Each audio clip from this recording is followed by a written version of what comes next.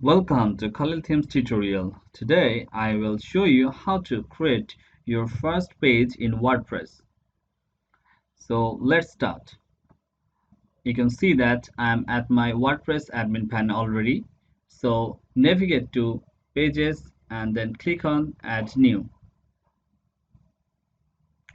Alright, so here we are. A page usually consists of title and contents.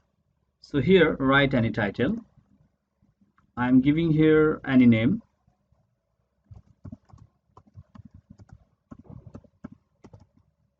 Alright, this is my page title, and you can write any contents here, like any paragraph here, or just add any images here.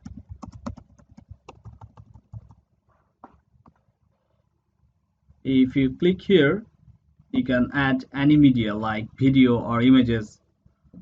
Alright, so if you click on publish at this moment, then the page will be published, but it has some more settings like visibility, and if you want to post it later date, then you can also do that. So here are the options like save draft. If you click on it, the page will be saved as draft, and after all the contents added, then you can click on publish, then it will be published. Let's talk about visibility. So in these settings, you can see that there are three settings here. The first one is public. The public setting is default. If you click on publish, then it will be publicly visible instantly. The second option is password protected. If you want to keep protected your page, then you need to input a password here. So the users will need to have this password to access the page. So I think it's very useful if you want to protect any page with any password. And the third option is private. If you select this option, only you can view this page. And this is page attributes. If you keep this page under any page, then you can select the parent pages.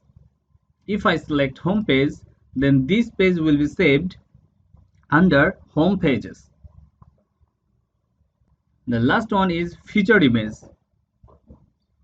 You can add a featured image in your page if your theme supports it.